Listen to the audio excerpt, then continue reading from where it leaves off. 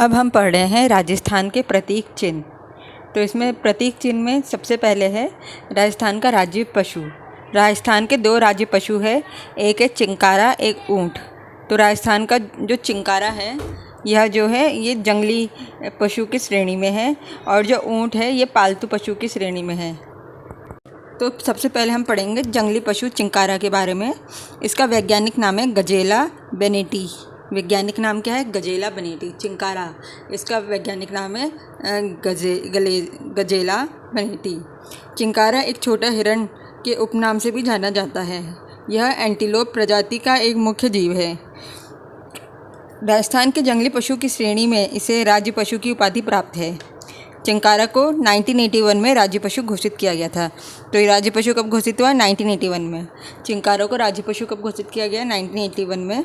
राजस्थान के जयपुर का नाहरगढ़ अभयारण्य चिंकारा के लिए प्रसिद्ध है। तो चिंकारा के लिए कौन सा अभयारण्य पसंद है, मतलब वाइल्ड लाइफ सेंचुरी कौन सा फेमस है? वो है नाहरगढ़। जयपुर में है नाहरगढ़, जयपुर में है नाहरगढ़ अभयारण्य चिंकारा के लिए प्रसिद्ध है। नाहरगढ़ अभयारण्य जयपुर के लिए चिंकारा के लिए प्रसिद्ध है। अभयारण्य का मतलब है सेंचुरी। नाहरगढ़ नहर की तरह हो गया, नाहरगढ़ अभयारण्य जो है फेमस है। यह एक शर्मीला जीव है तथा ज़्यादातर राजस्थान के मारू भाग में पाया जाता है।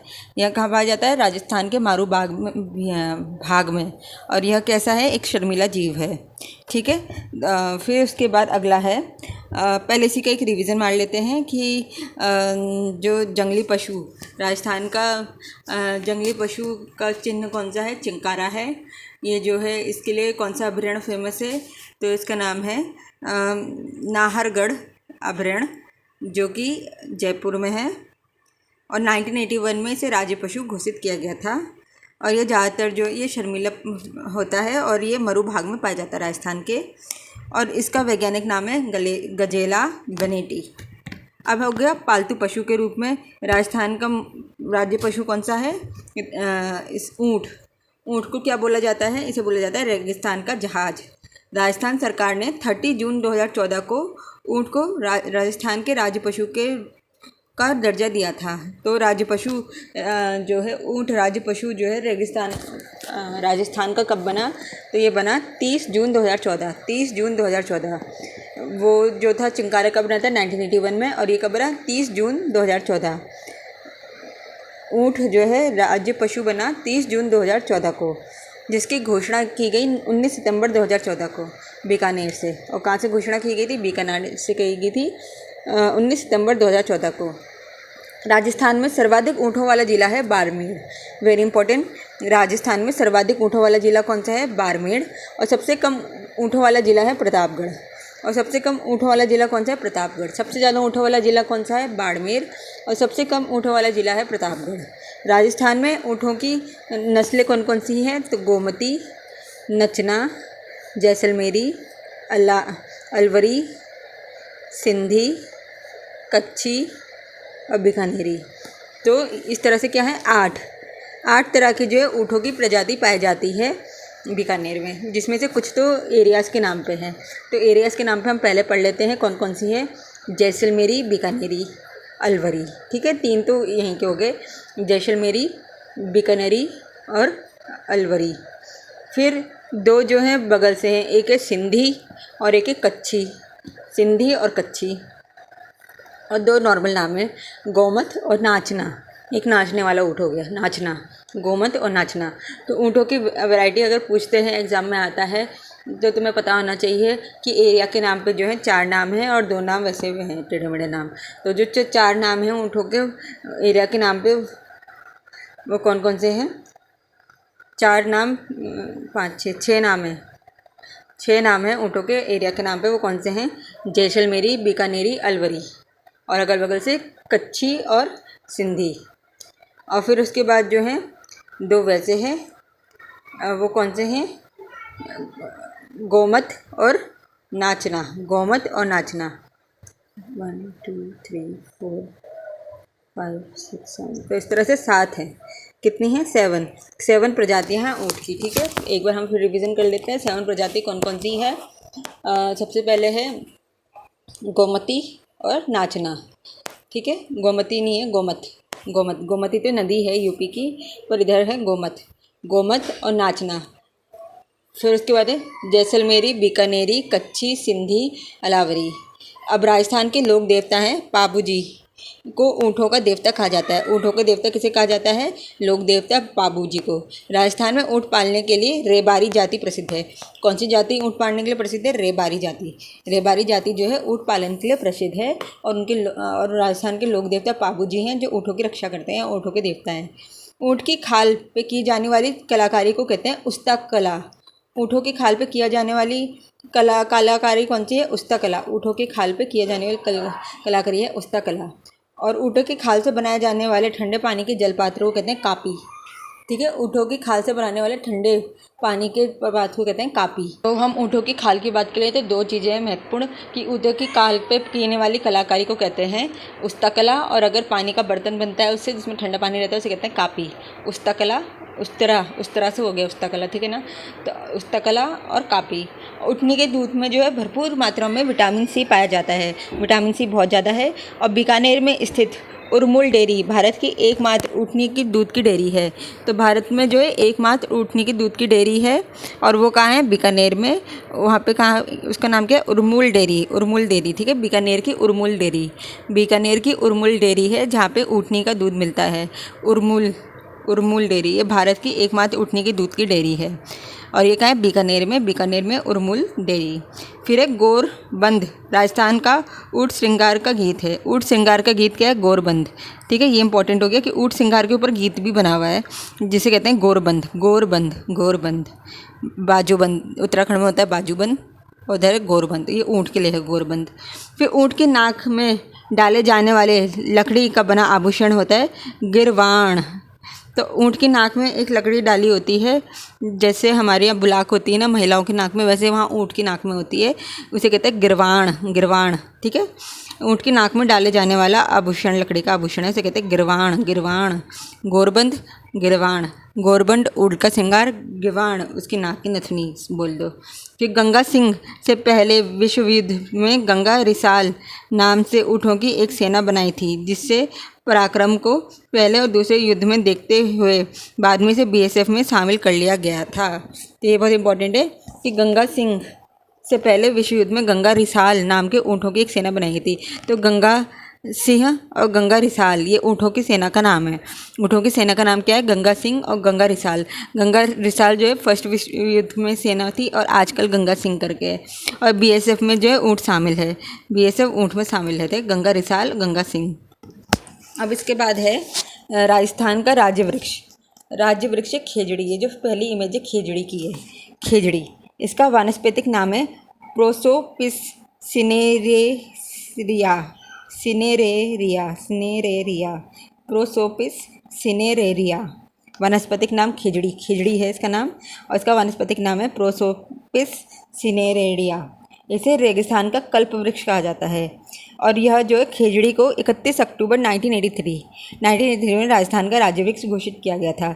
चिंकारा राज्य वृक्ष कब बना था? 1981 में, और ये खेजड़ी कब बना? 1983 में, 2 साल बाद। और ऊँट कब बना? ये तो अभी बना है हाल ही में, 2014 में, 30 जून 2014 को। और 31 अक्टूबर 1983 को राजस्थान का राज्य वृक्ष घोषित किया गया था खेजड़ी। इसकी फलों को सांगरी कहते हैं। इसकी फलोनी फली, इसकी फली होती है, खेजड़ी में होती है फली, और इसको फली को कहते हैं सांगरी, जिसे सुखाकर सब्जी के रूप में काम लिया जाता है, तथा इसकी पत्तियों को लूम कहते हैं, जिसे चारे के रूप में प्रयुक्त किया जाता है। ठीक है, तो खेजड़ी का जो पौधा है ना, इसके पेड़ों में लगती हैं फलियाँ। उस फलियों को सुखा के जो सब्जी बनाई जाती है, जिसे कहते हैं सांगरी। साग की तरह हो गया सांगरी। और जो इसके जो पत्ते हैं उसे लूम कहते हैं। विजयदशमी के दिन शमी की पूजा की जाती है। खेजड़ी के साथ शमी है, फिर ये चेक करना पड़ेगा, पर ये शमी की पूजा की जाती है, तो कहीं ना कहीं खेजड़ी इक्वल टू शमी लग रहा है। देखते हैं, बिल्कुल सही जवाब है, खेजड़ी जो है शमी को ही कहते हैं, और इसकी तो बहुत महत्वता है उत्तराखंड में भी, और ये शिवजी का प्रिय वृक्ष माना जाता है। तो खेजड़ी इस तरह से हम याद रख सकते हैं। फिर शमी और खेजड़ी तो बहुत सिंपल है कि शमी जो है विजयदशमी के दिन इसकी पूजा की जाती है, और हमारे उत्तराखंड में तो शमी की जो पत्ता होता है वो शिव जी पर चढ़ाया जाता है, शायद और जगह भी ऐसा होता होगा, और उसकी पूजा की जाती है। हम हर शनिवार को समी के पेड़ में जो है दिया जलाते हैं। तो ठीक है, तो इस तरह से मैं याद रख सकती हूँ कि समी का पेड़ इक्वल टू राज्य वृक्ष ऑफ राजस्थान, और ये वहाँ का कल्प वृक्ष है। ओ मैं तभी समझ गई, पता है हम क्या है यहाँ पे उत्तराखंड में, मैं शमी के पेड़ में और बाकी पेड़ों में पानी डालती हूँ, पर जो शमी का पेड़ है ना उसमें पानी जो है वो मिट्टी के अंदर वो जाता ही नहीं है, वो ऊपर ही अटका रहता है। इसका मतलब है शमी के वृक्ष को जो है कम पानी की आवश्यकता होती है, क्योंकि वह क्या है मरुस्थलीय वृक्ष है, और तभी जो है बार बार उसका पानी हमें फेंकना पड़ जाता है, क्योंकि उत्तराखंड में तो पानी भरपूर मात्रा में, और बाकी जो पौधे हैं वो पानी को एब्जॉर्व करते रहते हैं। अब जैसे बरसात के टाइम चल रहा है, वो जो शमी का पेड़ है पानी में रखा हुआ है, वो सड़ता सा अजीब सा होता जा रहा है, तो अब हम समझ गए उसको खिसका लिया जाएगा।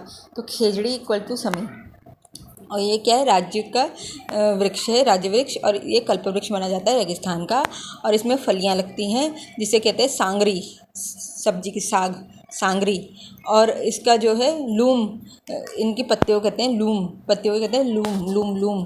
फिर राजस्थान में खेजड़ी वृक्ष का धार्मिक महत्व है, इधर भी है उत्तराखंड में। लोक देवता गोगाजी व झुंझार बाबा को के मंदिर धान खेजड़ी वृक्ष के नीचे बने होते हैं। तो खेजड़ी वृक्ष के नीचे बने होते हैं लोक देवता गोगोजी व झुंझार बाबा। लोक देवता गोगोजी, गोगो वो है ना वो पिक्चर, गोगो खुश हुआ तो वो गोगो जी, ठीक है, ऐसे याद रखना, गोगो जी और झुंझार बाबा, और झुंझार बाबा, झुंझार बाबा, गोगो जी और झुंझार बाबा। ये क्या है, ये खेजड़ी वृक्ष के नीचे जो है इनका मंदिर बना होता है। खेजड़ी वृक्ष को पंजाबी व हरियाणवी भाषा में जांटी कहते हैं, तमिल भाषा में पेयमेय कहते हैं, कन्नड़ भाषा में बन्ना बन्नी कहते हैं, सिंधी भाषा में छोकड़ा कहते हैं, विश्नोई संप्रदाय द्वारा समी, और स्थानीय भाषा में इसे कहा जाता है सिमलो, सिमलो, सिमलो, सिमलो कहा जाता है। स्थानीय भाषा में इसे क्या कहा जाता है, सिमलो कहा जाता है। और सांगरी क्या है, सांगरी इसकी सूखकर जो सब्जी बनती है फलियों की, इसे सांगरी कहा जाता है, और स्थानीय भाषा में इसे कहते हैं सिमलो, ठीक है। और वैसे शमी है बिश्नोई संप्रदाय में, और यहाँ उत्तराखंड में भी शमी कहते हैं। 12 सितंबर 1978 में से प्रतिवर्ष 12 सितंबर को खेजड़ी दिवस मनाया जाता है। खेजड़ी दिवस कब से मनाया जा रहा है, 12 सितंबर 1978 से, 12 सितंबर 1978, वेरी इंपॉर्टेंट, 12 सितंबर 1978 से खेजड़ी दिवस के रूप में मनाया जाता है, 12 सितंबर को खेजड़ी दिवस, ठीक है। फिर सन 1730 में जोधपुर, ये जोधपुर की कहानी है, जोधपुर के खेजड़ली गांव में खेजड़ी वृक्ष को बचाने हेतु कौन थी, अमृता देवी बिश्नोई। तो अमृता देवी बिश्नोई कहाँ को बिलोंग करती है, जोधपुर, जोधपुर को, ठीक है। और जोधपुर किसके पास है, बाड़मेर के पास है जोधपुर। और ये जो जोधपुर की जो ये हैं वहाँ पे खेजड़ली गांव है, वहाँ पे 1930 में, ये कहानी है 1930 की, और अमृता देवी बिश्नोई जी थी, उनके नेतृत्व में 163 नर और नारियों ने अपने प्राण की आहुति देती थी। उनके नेतृत्व में 163 लोग जो है लड़का लड़की दोनों मर गए थे। इस उपलक्ष्य में प्रति वर्ष जो है भाद्रपद शुक्ल दशमी को खेजड़ली गांव में विश्व का एकमात्र वृक्ष मेला लगता है, ठीक है। तो वृक्ष मेला लगता है उनकी इस एक्टिविटी के कारण खेजड़ली गांव में, जो कि जोधपुर में है, और भाद्रपक्ष शुक्ल दशमी को लगता है। कब लगता है, भाद्रपक्ष शुक्ल दशमी, भाद्रपक्ष शुक्ल दशमी में लगता है खेजड़ली गांव में मेला। और 1994 में पर्यावरण संरक्षण हेतु अमृता देवी वन्य जीव पुरस्कार प्रारंभ किया गया। बहुत इंपॉर्टेंट है, ये बहुत ही ज़्यादा इंपॉर्टेंट है कि 1994 से पर्यावरण संरक्षण हेतु अमृता देवी वन्य जीव पुरस्कार प्रारंभ किया गया। वन्य जीव संरक्षण के लिए दिया जाने वाला यह सर्वश्रेष्ठ पुरस्कार है। वन जीव संरक्षण के लिए दिया जाने वाला सर्वश्रेष्ठ पुरस्कार कौन सा है, अमृता देवी वन्य अभयारण्य। वैसे हम देखें ना, एक तरह से चिपको की शुरुआत जो है बोलते हैं कि उत्तराखंड से हुई है, पर इसकी जो प्रिकर्सर है देखें तो ये अमृता देवी बिश्नोई हैं, जिन्होंने खेजड़ी गांव में जो है खेजड़ी वृक्षों को बचाने के लिए आहुति दे दी थी। और ये 1730 की बात है, कितनी पुरानी बात है, 1730। तो ये जोधपुर की है। तो अगर कभी कोई मतलब ऐसे लिखने को आता है, सोचो कि ह्यूमन का role in the conservation of nature या बायोडाइवर्सिटी, तो उसमें हम जो है ना स्टोरीज़ लिख सकते हैं। तो एक तरफ जो है लिख सकते हैं हम चिपको मूवमेंट की उत्तराखंड की, तो दूसरी तरफ विष्णु देवी जी की लिख सकते हैं, विष्णोई, जिन्होंने खिजड़ी गांव में खिजड़ियाली गांव में खिजड़ी पेड़ को बचाने के लिए जोधपुर में एक कैंपेन चलाया था सन 1730 में, और उनके योगदान से वहाँ के वृक्षों को जो बचाया गया था, परंतु 163 लोगों ने अपनी जान दे दी थी।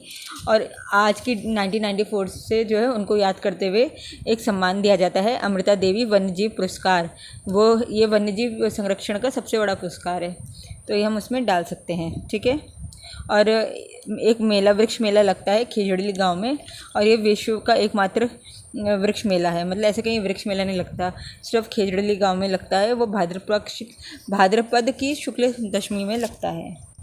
अब आगे है राजस्थान का पुष्प रोहिड़ा। ये जैसे आप ये सेकंड फोटो में देख रहे हैं रोहिड़ा, ये क्या है, राजस्थान का राज्य पुष्प है।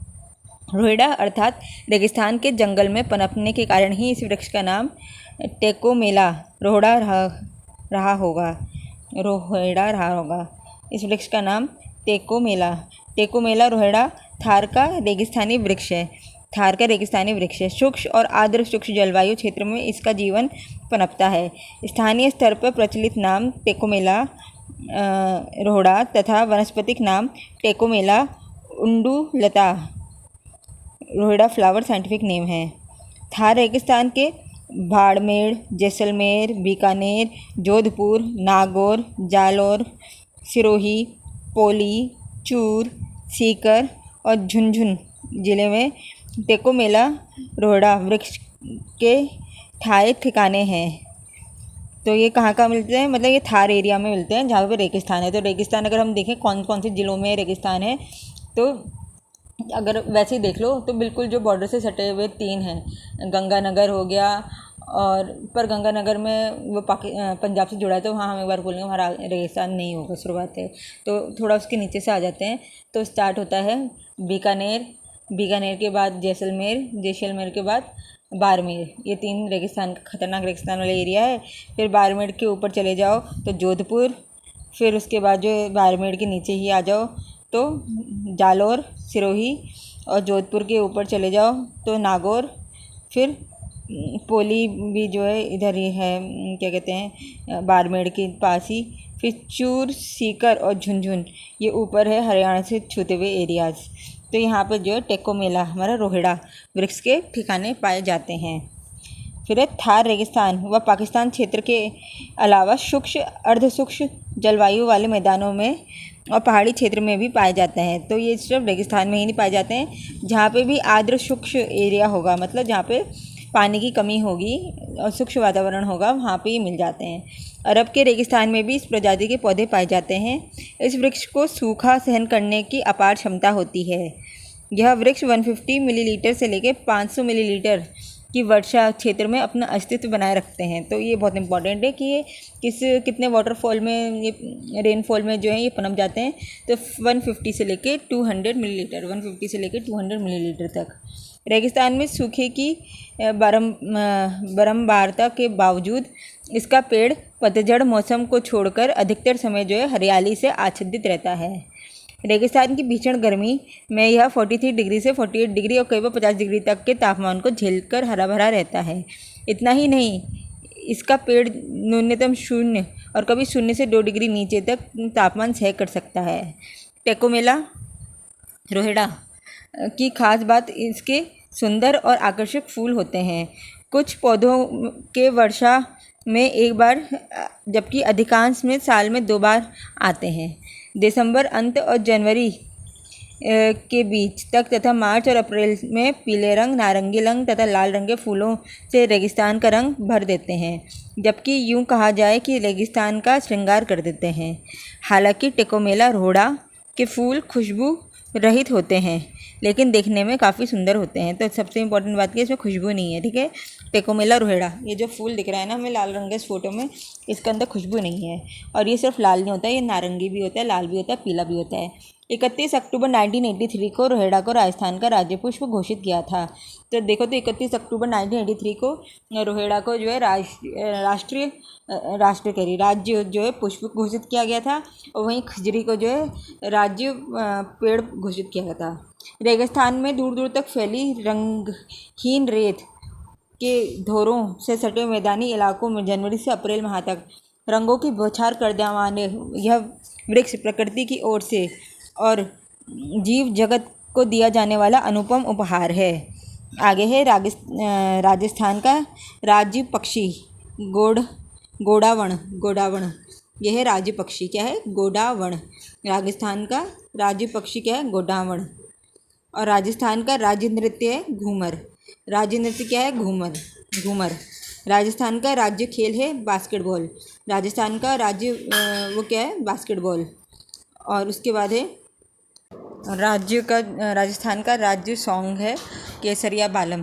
केसरिया बालम क्या है? राज्य का राज्य सॉन्ग। राजस्थान का राज्य का शास्त्रीय नृत्य है कथक। कथक क्या है? राजस्थान राज्य का शास्त्रीय नृत्य। तो शास्त्रीय नृत्य है कथक और राज्य नृत्य है घूमर और कथक। ठीक है, राज्य नृत्य है घूमर और शास्त्रीय नृत्य है कथक। राजस्थान राज्य का वाद्य यंत्र क्या है? अलगोजा क्या है? ये राजस्थान राज्य का वाद्य यंत्र है अलगोजा। अच्छा, एक और बात, जो ये अलगोजा है, उत्तराखंड का भी वाद्य यंत्र है। राज्य तो नहीं है, राज्य तो इधर का वो है